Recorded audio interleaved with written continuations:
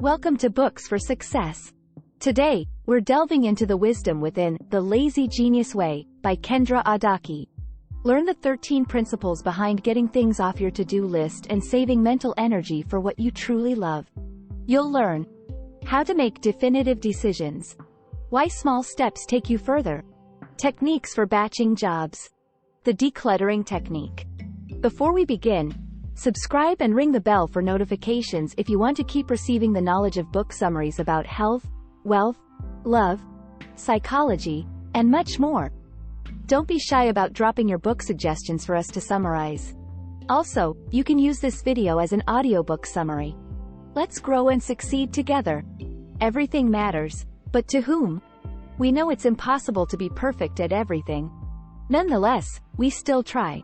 Striving for perfection puts our brain on a hamster wheel. We can't take a breather because something always demands our full attention. And when we inevitably fail at something, we want to give up entirely out of frustration and fatigue. Some may think they must change their schedule to keep things together.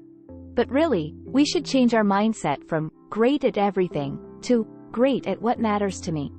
To do that, determine what is important to you, not to the influencers or neighbors, and work hard toward it. And for the rest, use the 13 lazy genius principles explored in this summary. Let's discover the rules to help you get things done and keep your peace to enjoy life. Simplify and thrive. Principle 1. Stick to one option. Decision-making creates a satisfying life, allowing you to choose anything from clothes to vacations. Yet, choice can become a burden when it comes to mundane things. If you approach every decision with perfectionism, you won't have any energy left for what's essential. All the small, everyday things will swallow your attention. However, you can make life easier by deciding once about certain things. For example, if your kids need new sneakers every year for PE class, pick a suitable brand once so you don't have to sift through options every September. Now, you can check one task off the school to-do list effortlessly. You can apply this rule to non-critical aspects of life and save brain space for what you truly value. Principle 2. Start with no pressure. After you've defined what is important to you, you may want to apply the go big or go home mindset to it. For instance, it might be your New Year's resolution to start jogging to get fit. You get pumped up by all the Instagram profiles of runners and consider signing up for a marathon as a goal. Although you're enthusiastic about running, such a big goal would put pressure on you, and you may blame yourself if you slow down or run short distances. As a result, something that was supposed to bring you happiness instead caused stress. Why? Because perfectionism gets in the way.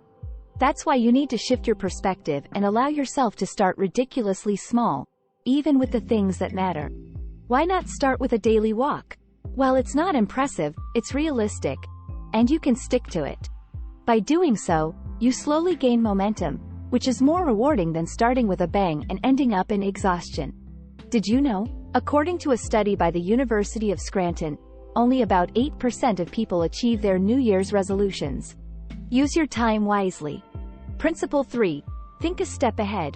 Stress is often not caused by a demanding task but rather by too many little tasks piling up at once.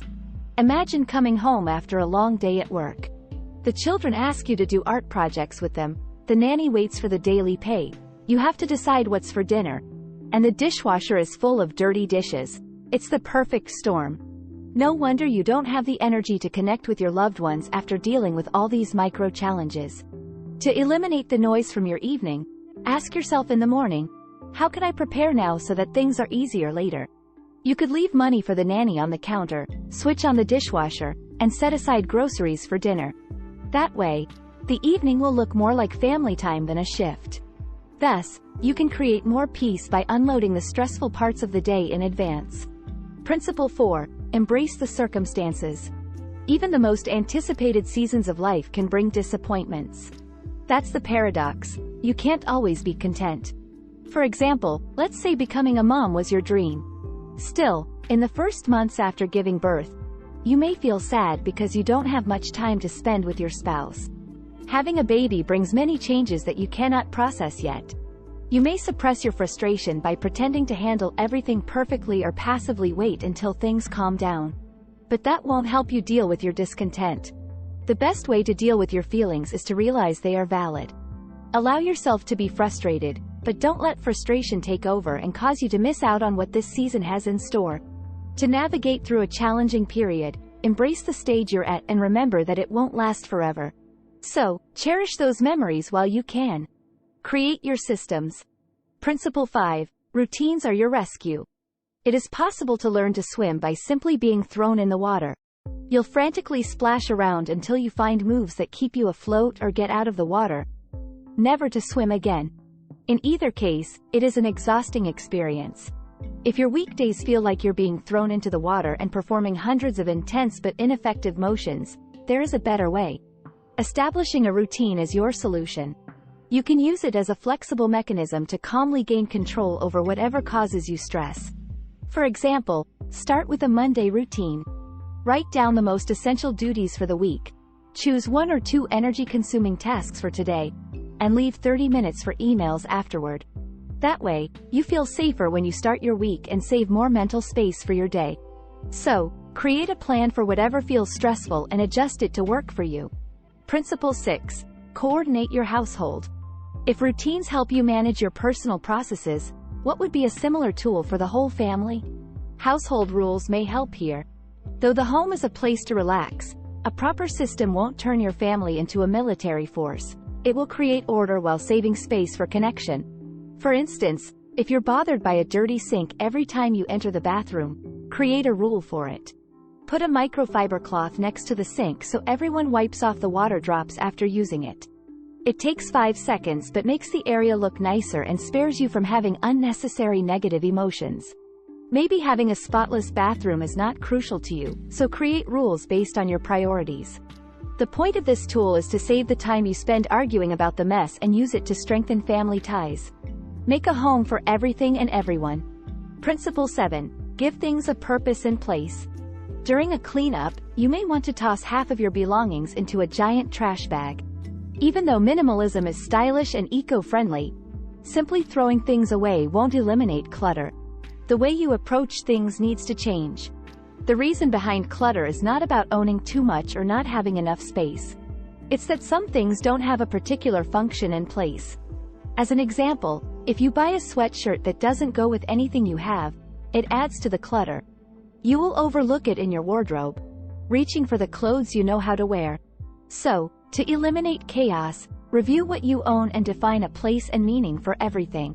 You don't have to limit yourself to a bare minimum, but be more conscious about what you have. Principle 8. Let people meet you where you are.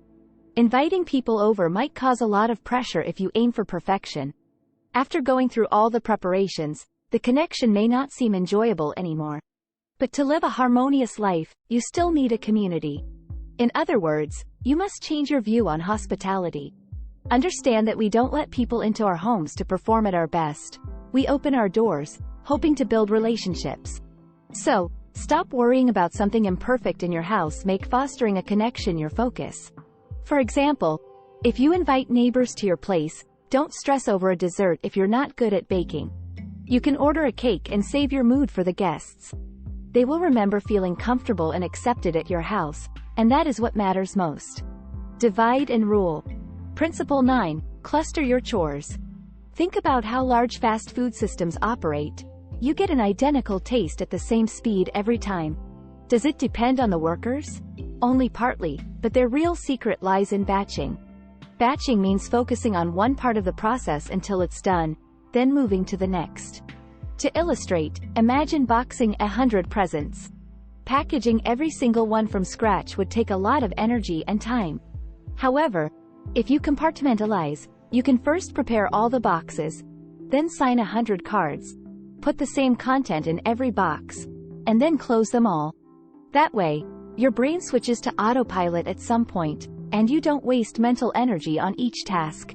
You can apply this principle by choosing a day to do meal prep, laundry ironing, or any job that gets repeated.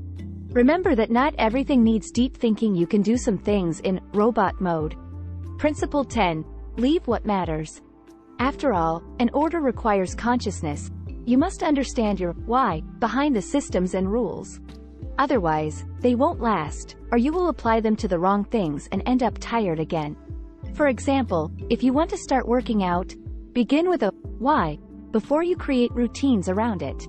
Define what is essential to you about exercising, feeling better, getting fitter, or practicing your willpower, you name it.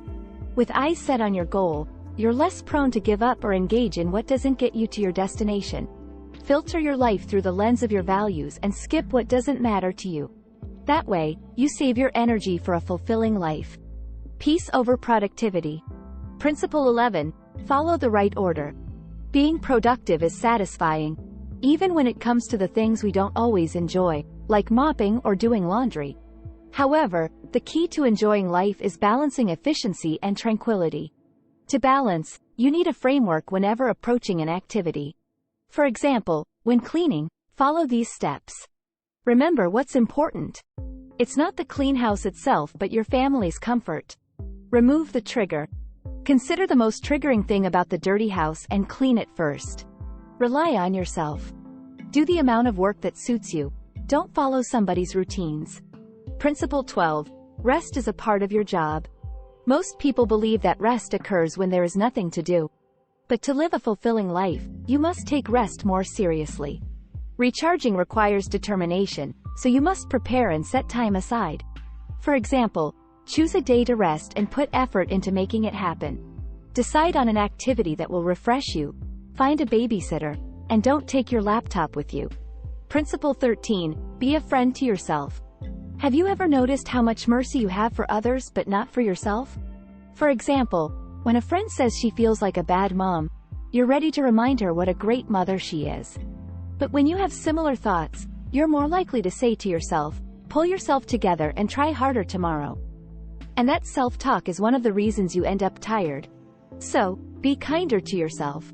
Rather than focusing on your household's dirty dishes or unfolded laundry, practice showing yourself compassion so your attitude will radiate with joy and love for your family. As you pursue future growth, remember to appreciate yourself today. Conclusion. Some things don't have to be life-hacked if you delight in them. You can spend as much time baking as you want. But if you don't enjoy it, just buy your bread and move on. To identify what's worth your energy and doesn't require much thought, determine what you love and name what saps you dry. That is the most fundamental of all the principles. Try this. Write down what matters most to you and define what doesn't. Apply the principle of starting with no pressure to your goals for this year. Find out what duty makes you anxious and build a routine around it. Decide on household rules with your family. Thanks for being part of our insightful voyage. If our summary piqued your interest, we encourage you to dive into the complete book for a deeper understanding. Don't forget to like this video, subscribe for more content if you're new here, and share it with others who might find it valuable. Keep on reading, discovering, and advancing until our next adventure.